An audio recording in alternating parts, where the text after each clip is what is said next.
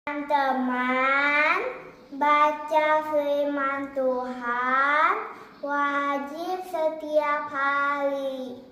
Amin. Salam, selamat pagi dan selamat berjumpa kembali di channel ini. Dan firman Tuhan pada hari ini yaitu hari ke-229, tanggal 16 Agustus 2024. Diambil dari kitab 1 Tawarik pasal 29 ayat yang ke-15.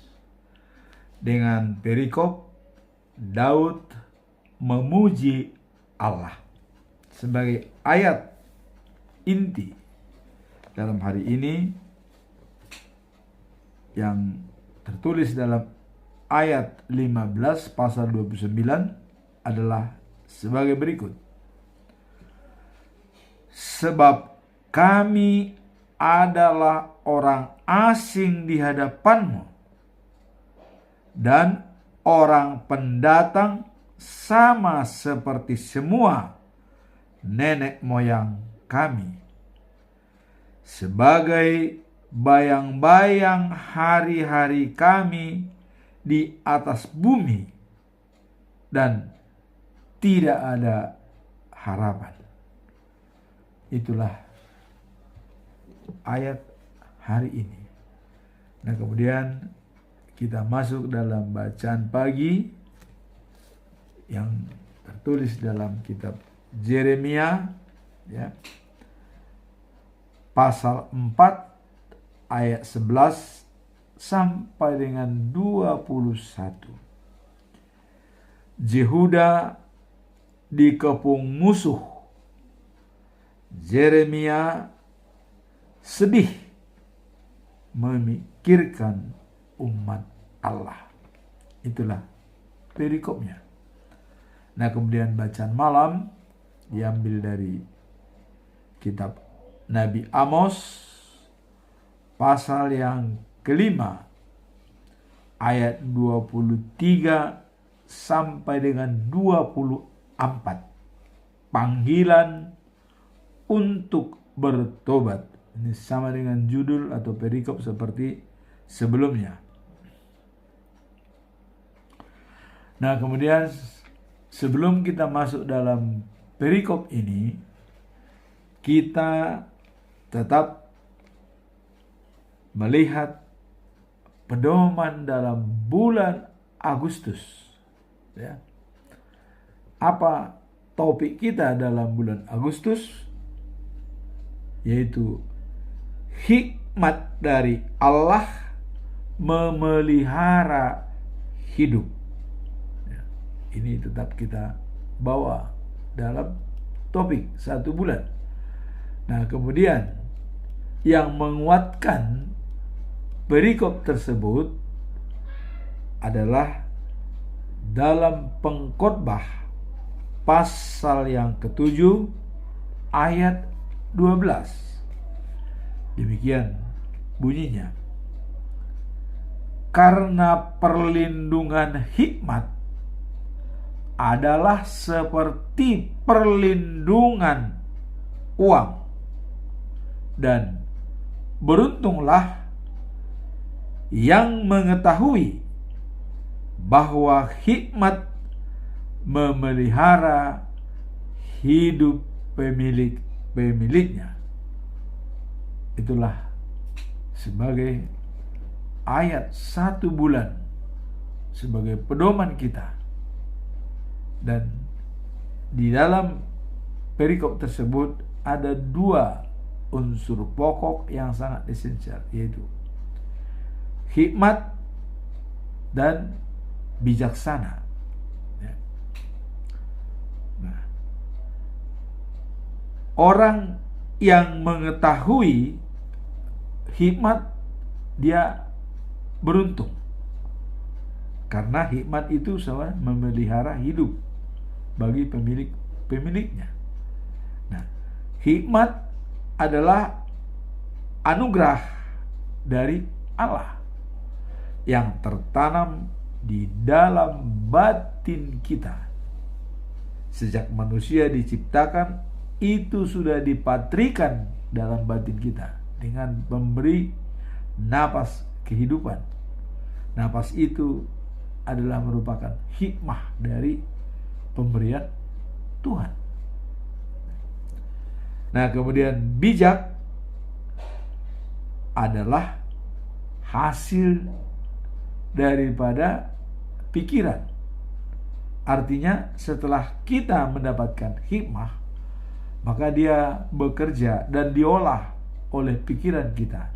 Dan itulah yang dikatakan bijaksana, diolah oleh pikiran. Nah, apabila kedua bersatu dan berkolaborasi dengan baik, yaitu hikmat kebijaksanaan, inilah yang bisa menyelesaikan semua persoalan-persoalan dalam hidup kita. Apapun yang kita alami, kita selesaikan dengan bijak dan berhikmat. Nah, bentar lagi sidang di dalam DPR dalam menerima pertanggungjawaban daripada presiden selama 5 tahun selalu dibarengi dengan hikmat kebijaksanaan sebagai anugerah dari Tuhan. Dan kalau kita lihat dalam sila yang keempat, kerakyatan yang dipimpin oleh hikmat kebijaksanaan dalam permusyawaratan dan perwakilan. Jadi dalam musyawarah yang diwakili oleh dari rakyat seluruh bangsa Indonesia pada anggota dewan selalu berhikmah dan bijaksana, sehingga apa tujuan kita untuk mencapai keadilan sosial bagi seluruh rakyat Indonesia akan tercipta dengan baik. Nah, itulah sedikit mengenai hal hikmah dan bijak. Nah, kemudian kita masuk dalam perikop hari ini, ya. Daud memuji Allah. Mengapa Daud memuji Allah dalam perikop ini? Daud melantunkan pujian yang penuh syukur, ya, kepada Tuhan Allah dalam sebuah momentum yang sangat penting, di mana ia mempersiapkan pembangunan bait suci. Jadi dalam hal ini adalah momen yang sangat baik bagi Daud untuk mempersiapkan pembangunan bait suci, ya. Walaupun Daud tidak diberikan untuk membangun rumah suci, tapi anaknya Salomo menjadi membangun rumah suci di Yerusalem. Nah, jadi dengan momen ini Daud melantunkan pujian karena dia berhasil mengumpulkan, ya, bahan-bahan untuk pembangunan bait suci. Daud mengakui kebesaran Allah serta mengingatkan umat Israel akan perlunya ketergantungan atau interdependen kepada Tuhan dalam segala hal.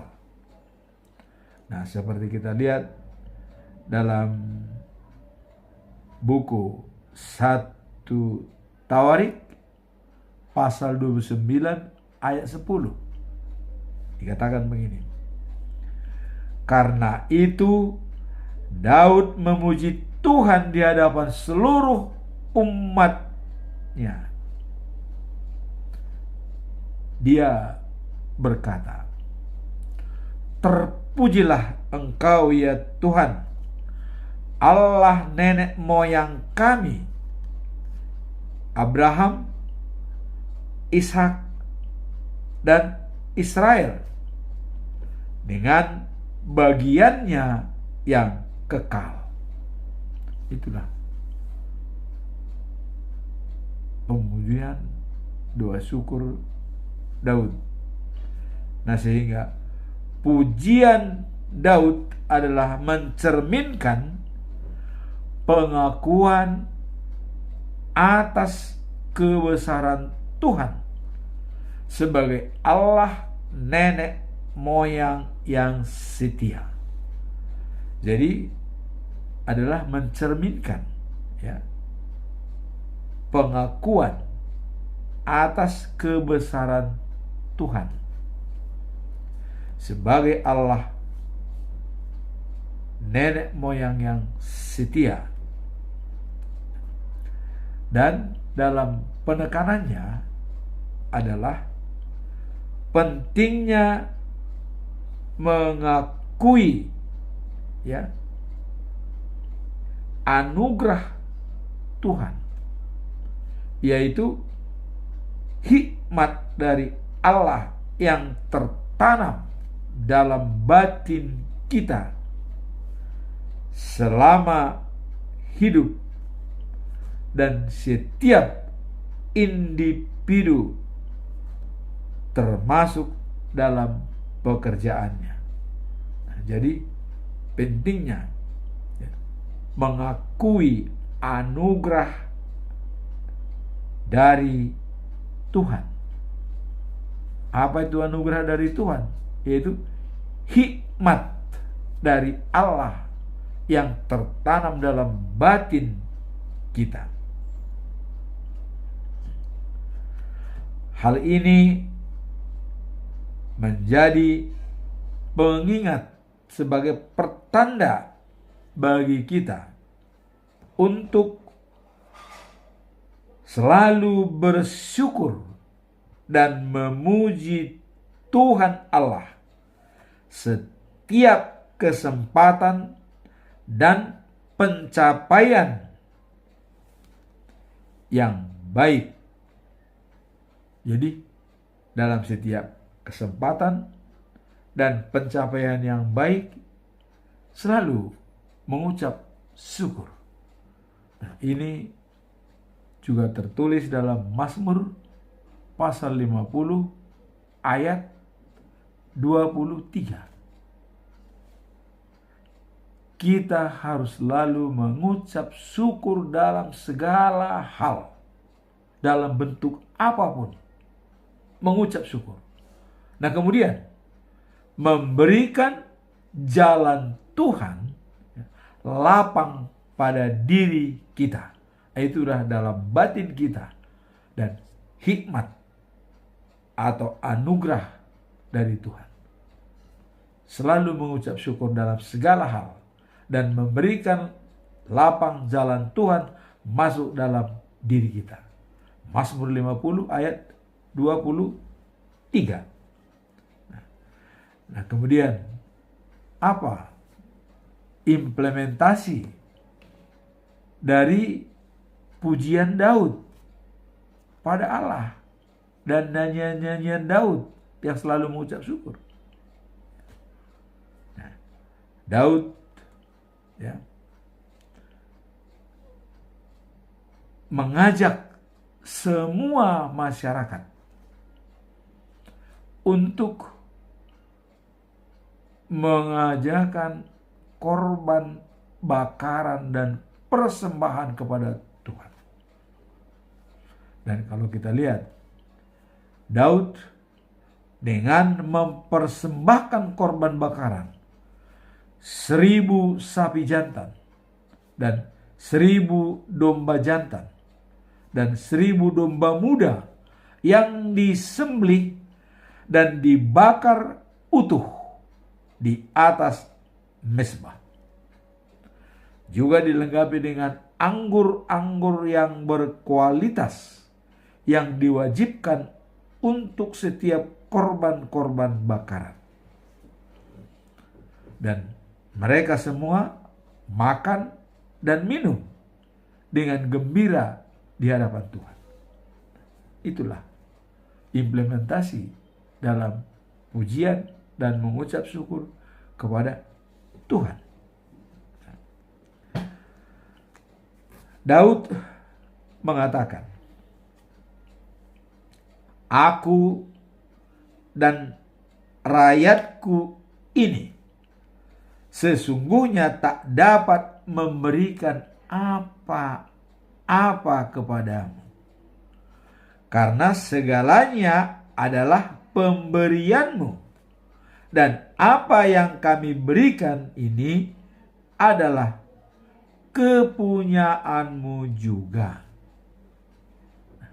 Ini statement daripada Daud.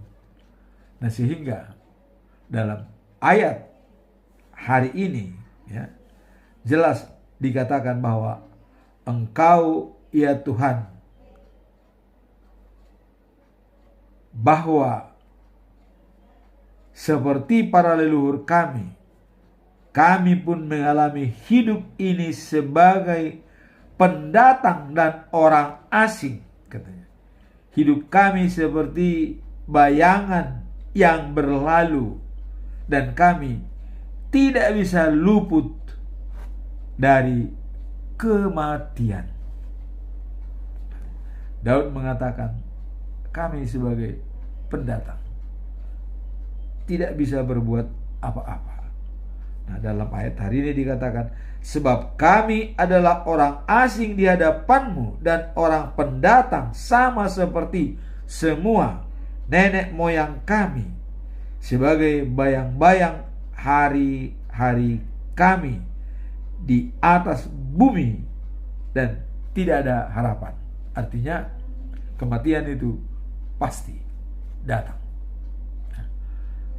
Maka untuk itu, kenapa Daud mengatakan bahwa kami ya dan rakyat ini sesungguhnya tak dapat memberikan apa-apa. Ini dengan kerendahan hati. Daud mengatakan tak dapat memberikan apa-apa. Namun kalau kita lihat ya, dalam pasal 29 ya, sumbangan-sumbangan yang dikumpulkan dari umat Israel, mereka sangat dengan tulus, dan itu pun dicontohkan oleh Daud, karena Daud mengatakan yang ada pada kami itu adalah hartamu Tuhan, kami pendatang di dunia ini. Artinya bukan memiliki itu sepenuhnya, itu adalah dari Tuhan. Nah, makanya Daud sebagai contoh ya, di dalam mengumpulkan sumbangan-sumbangan untuk pembangunan bait suci, sebagai pemimpin dia menyatakan dulu apa sumbangannya. Kita lihat, Daud menyumbangkan 100 ton emas lebih untuk pembangunan bait suci. Nah, kemudian perak 240 ton, lebih besar dari dia daripada umat Israel. Nah, kalau umat Israel hanya memberikan 100 ton yang terkumpul, nah sehingga perak terkumpullah 340 ton. Nah, demikian juga emas lebih besar dari Daud, 100 ton, daripada masyarakat hanya 70 ton. Nah, sehingga terkumpullah emas 170 ton lebih, dari Daud 100 ton ya. Jadi dia benar-benar role model sebagai contoh dalam ya memberikan berkat dan untuk membangun bait suci. Nah, sehingga kita lihat terkumpullah semua emas 170 ton, perak 340 ton, perunggu 680 ton, dan besi 3.400 ton. Nah, kemudian dikumpulkan lagi orang-orang yang mempunyai permata.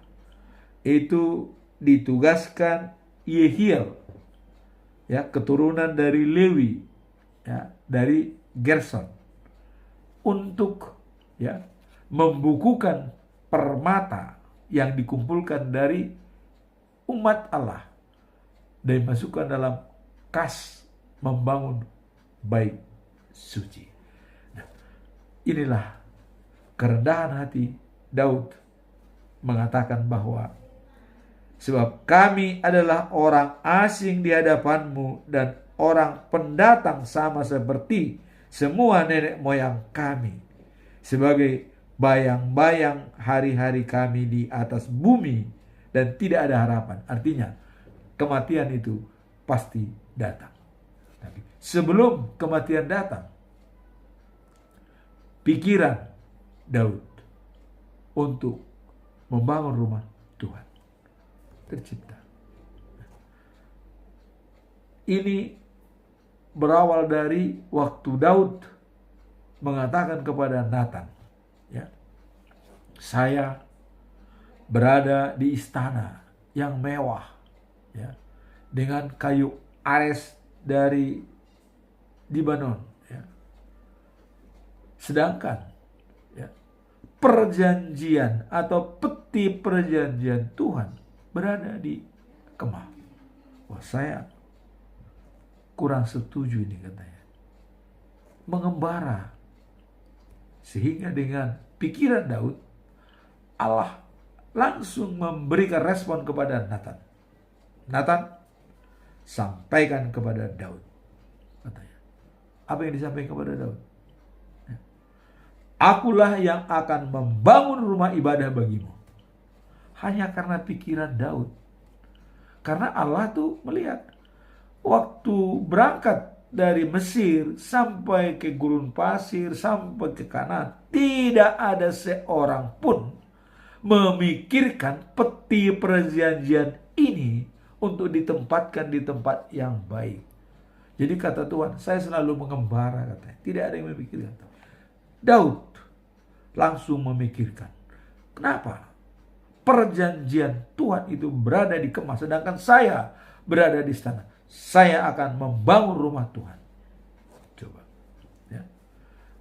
Akhirnya Tuhan menghargai, mengapresiasi pikiran daripada Daud. Baru pikiran sudah dihargai oleh Tuhan, ya. Maka Tuhan mengatakan, Nathan sampaikan kepada Daud, sayalah yang akan membangun rumah bagi Daud. Apa yang dibangun itu, ya, anak kandungmu sendiri akan membangun rumah ibadah bagiku, kata Tuhan. Anak kandungmu sendiri, Salomo. Dan kemudian dari keturunanmu lah yang akan menyelamatkan dunia. Itulah rumah ibadah yang sebenarnya dengan kedatangan Tuhan Yesus Kristus ke bumi ini. Jadi Allah sendiri yang membangun rumah ibadah bagi Daud dengan datangnya Yesus Kristus dari keturunan Daud. Wah, bukan main, ya. Jadi Allah itu membaca pikiran setiap orang. Jadi kalau kita memikirkan sesuatu, walaupun itu belum terjadi, itu sudah dihargai oleh Allah. Nah, makanya ada 7 dibenci oleh Tuhan Allah dalam Amsal, ya, 6 ayat 16 sampai 19. Ya. Allah membenci apa? Sikap yang sombong itu sudah dibenci oleh Allah. Nah, kemudian kedua adalah berbohong. Ya. Ketiga adalah kaki yang bergegas menuju kejahatan. Nah, kemudian keempat adalah otak yang merencanakan kejahatan. Nah, kemudian yang kelima, selalu bersaksi dusta. Nah, kemudian yang keenam adalah membunuh orang yang tidak berdosa, tangan yang membunuh orang yang tidak berdosa. Nah, kemudian yang ketujuh adalah saksi yang selalu berdusta.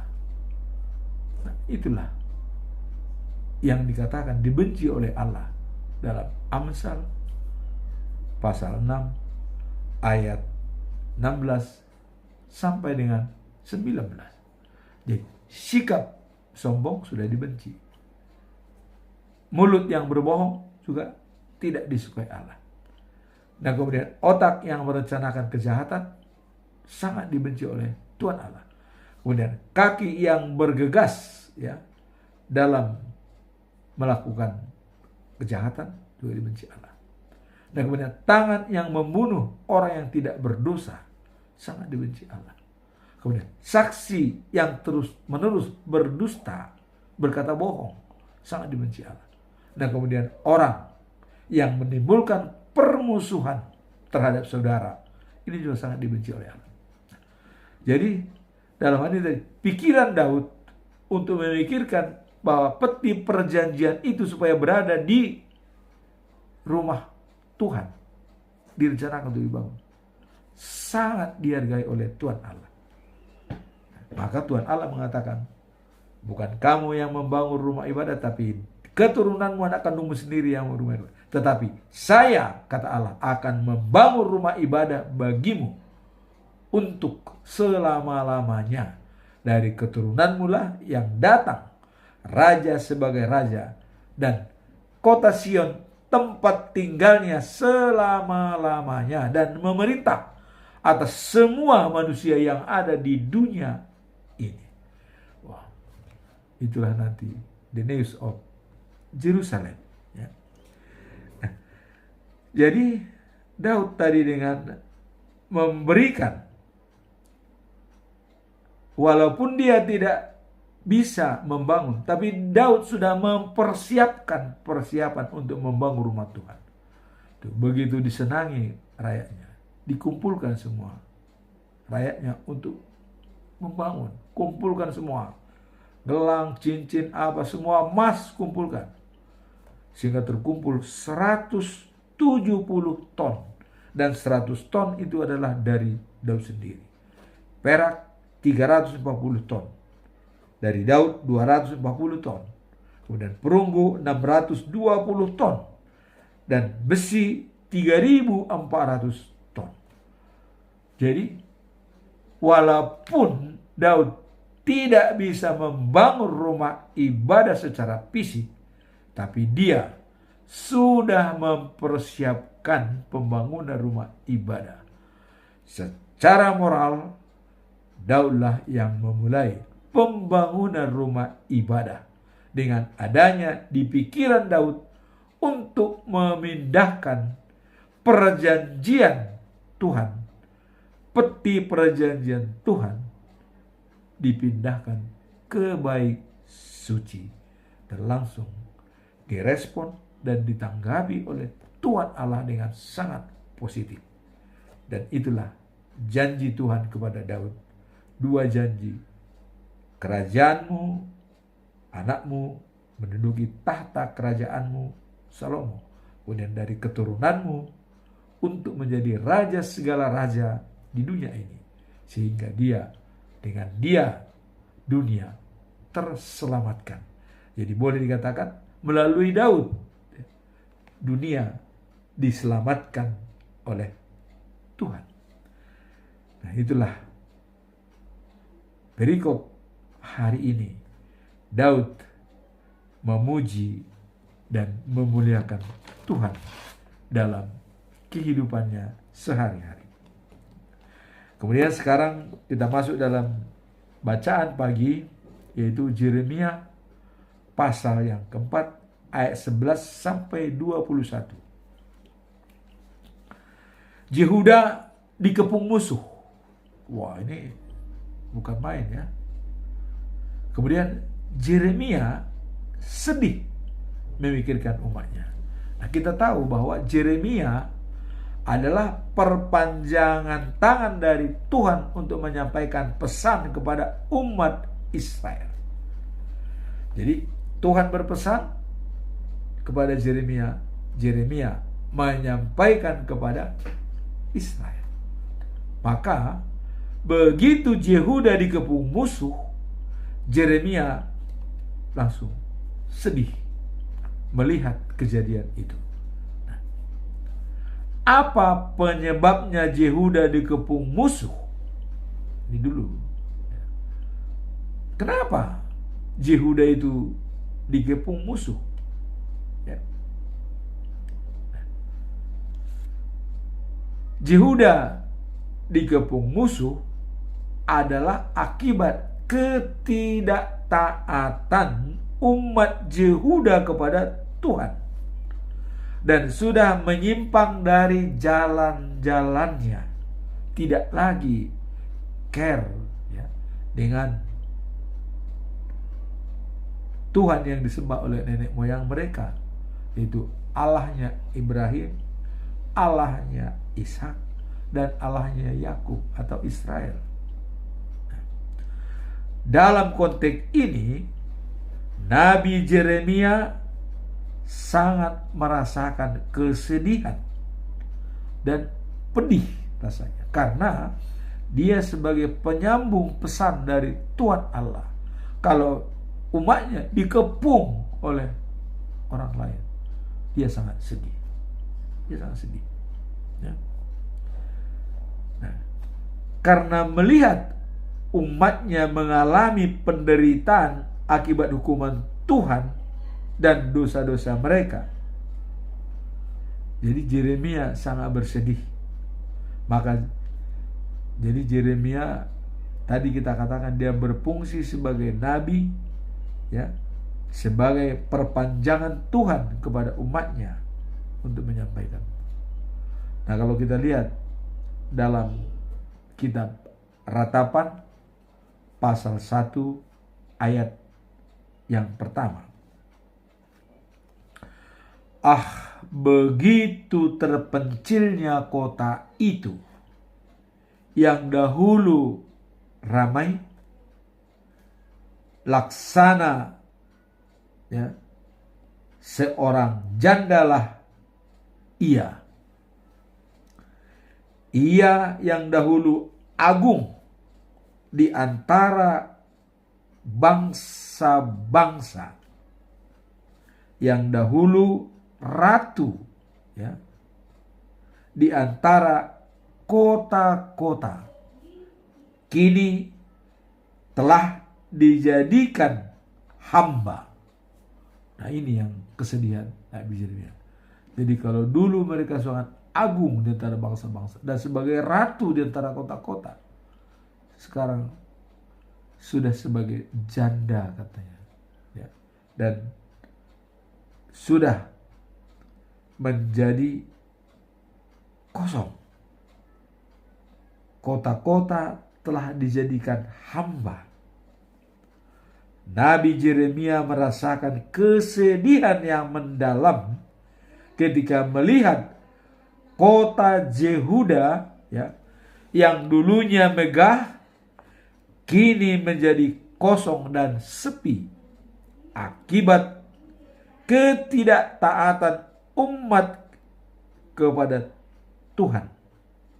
Jadi penderitaan ya, yang diantara umat Yehuda merupakan konsekuensi dari pelanggaran mereka terhadap perintah Tuhan. Nah, jadi mereka dikepung musuh Ini adalah akibat mereka tidak taat kepada Tuhan. Nah, kemudian seorang nabi yang ingin melihat umatnya kembali kepada jalan yang benar. Nah, inilah yang disampaikan oleh Yeremia kepada bangsa Israel. Kembalilah, sadarlah hai umat Israel, agar tidak dikepung oleh musuh dan menjadi kota yang hampa, yang tidak berpenghuni, dan menjadi menjadi budak, hamba. Jadikan hamba, bukan lagi sebagai ratu atau yang agung. Inilah yang disampaikan oleh Yeremia, sehingga dia sangat sedih memikirkan umatnya. Maka dia menyarankan, kembalilah ke jalan yang benar, agar tidak berlarut-larut penderitaan yang dialami oleh bangsa Yehuda. Nah, kemudian bacaan malam kita ambil dari Amos pasal yang kelima, ayat 23 sampai dengan 24. Nah, ini kembali seperti yang sebelumnya, panggilan untuk bertobat.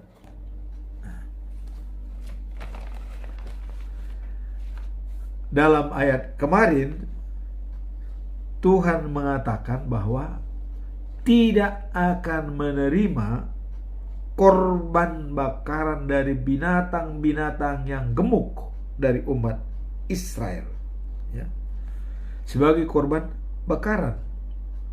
Mengapa? Karena Tuhan melihat bangsa Israel tidak setia kepada Tuhan, tidak tulus. Kalau dia menyembah korban bakaran, tetapi sementara mereka tetap menyembah berhala, Tuhan tidak mau menerima korban bakaran mereka. Ini sudah dipastikan oleh Tuhan, tidak akan saya terima, katanya. Berapapun besarnya korban bakaran itu, kalau dia tetap mendua atau berdua hati, tetap menyembah-nyembah berhala dan tidak taat kepada Tuhan, Tuhan mengatakan tidak ada artinya korban bakaran. Nah, kemudian pada ayat 23 sekarang ini ditegaskan lagi oleh Tuhan, dikatakan, hentikan nyanyian-nyanyianmu yang membisingkan itu. Aku tak mau mendengarkan permainan kecapimu. Tidak mau mendengarkan nyanyian-nyanyian yang bising itu. Ya, karena dia melihat itu hanya hura-hura. Tidak ada ketaatan pada bangsa Israel. Mereka tetap menyembah berhala, menduakan Tuhan, membelakangi Tuhan. Maka Tuhan mengatakan, tidak perlu, hentikan itu nyanyianmu, katanya. Nah, baru dianjurkanlah.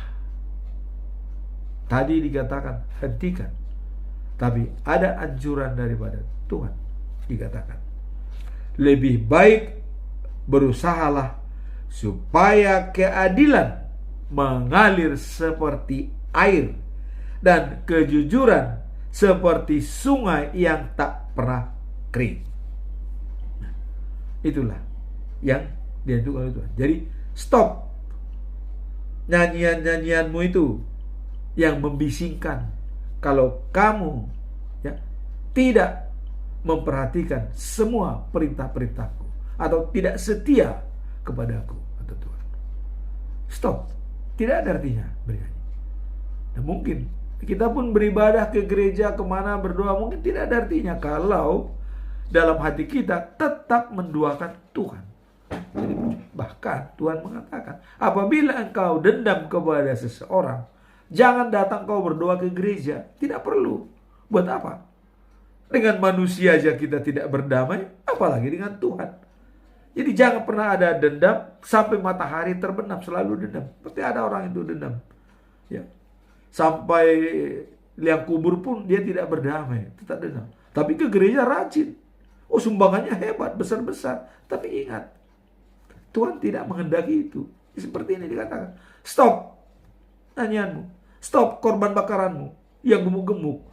Berapapun harta yang kau berikan, tidak ada artinya kalau kau tidak berdamai dengan yang lain. Kalau ada yang kau benci, kira-kira begitu. Jadi, Guru sudah mengajarkan, ampunilah dosa kami, seperti kami mengampuni orang yang bersalah kepada kami.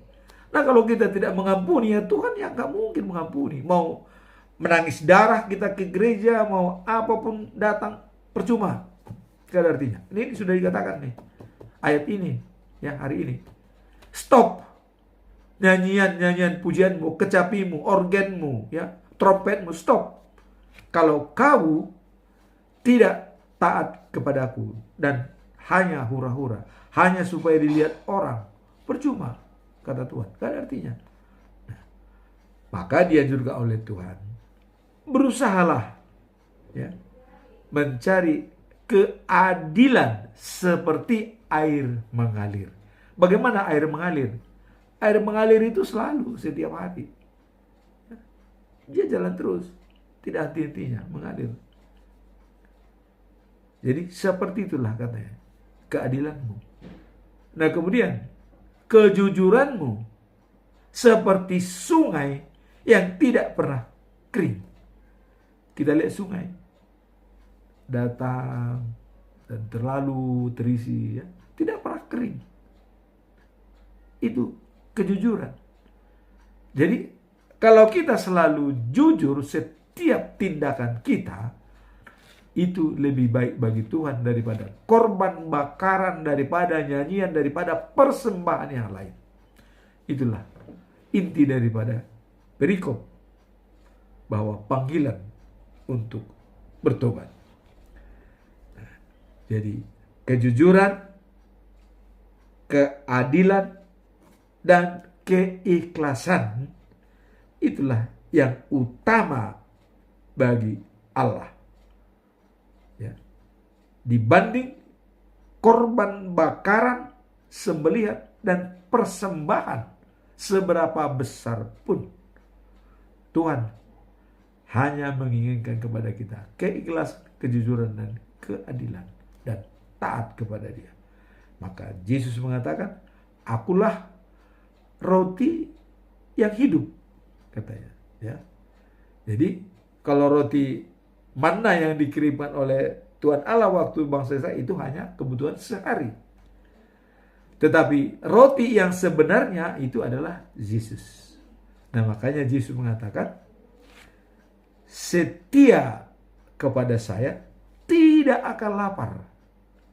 Percaya kepada saya tidak akan haus. Jadi dua modal dasar untuk tidak lapar dan tidak haus. Setia kepada Yesus Kristus dan percaya kepadanya, sudah, kita akan dikenyangkan terus, ya. Jadi ini kenyang dalam arti spiritual, dalam rohani kita. Maka setiap saat rohani kita harus dikenyangkan oleh Tuhan, sehingga kita siap dalam situasi apapun untuk menunggu kedatangan Tuhan yang pertama dan kedua kalinya. Yang pertama, kalau kita mati sebelum Tuhan datang. Kedatangan kedua, kita sudah mati dan Tuhan datang. Tapi kalau kedatangan Tuhan, kita masih hidup, itu mungkin lebih baik. Ya karena kelihatan langsung, mau terangkat atau tidak. Nah, jadi manusia bisa menyaksikan manusia lainnya, ya, bahwa dia berbuat baik. Tapi apapun yang terjadi bagi hidup kita, kita harus selalu siap. Maka dikatakan, orang bijak tahu datangnya bahaya, dan orang bodoh tutup mata dan mati. Beda orang bodoh dan orang bijak. Orang bijak, napasnya adalah doa. Dia selalu berdoa. Maka istilah dalam peribahasa, oraet labora, ya. Berdoa, kalau kita berdoa setengah pekerjaan sudah selesai. Maka orang bijak selalu memulai pekerjaan dengan doa dan berkata, jika Tuhan mengizinkan. Tapi orang bodoh, dia masih menunggu, menjamin masih bisa hidup besok, sehingga dia bisa menunda untuk berdoa dan segala sesuatunya, karena dia masih menjamin kalau besok dia masih hidup. Itulah dikatakan orang bodoh tutup mata dan mati, orang bijak tahu datangnya bahaya. Maka dengan perikop hari ini, Daud memuji Allah karena kasih karunia Tuhan Allah yang penuh dengan berkat. Ya. Maka dikatakan tadi dia orang asing, katanya, pendatang di dunia ini. Artinya, ya, dunia ini hanya tempat kita sementara. Ya. Jadi bayang-bayangan kematian itu pasti ada bagi semua orang. Ya. Maka dibilang pendatang. Nah, kalau kita sebagai pendatang, jadilah manusia pendatang yang baik. Artinya, apa yang diberikan Tuhan, yaitu kita berikan kembali sebagai berkat. Contoh tadi dengan mengumpulkan biaya untuk pembangunan rumah ibadah dengan sangat besar. Dan role model adalah sebagai pimpinan jemaat atau raja, role model kepada rakyatnya. Kemudian yang kedua, panggilan untuk bertobat. Dan yang ketiga adalah yang kedua, Yehuda dikepung dan Yeremia menganjurkan supaya tetap kembali kepada Tuhan. Dan dalam perikop ketiga juga dalam Amos, yaitu bertobat, Tuhan mengatakan, hentikan nyanyianmu, hentikan korban-korban persembahanmu, kalau kau tidak sepenuh hati memuji dan memuliakan aku. Jadi dianjurkan oleh Tuhan bahwa berusahalah mencapai keadilan yang mengalir seperti air, dan kejujuranmu seperti sungai yang tidak pernah kering. Amin. Tuhan memberkati kita semua. Yeah, bye. Thank you for watching.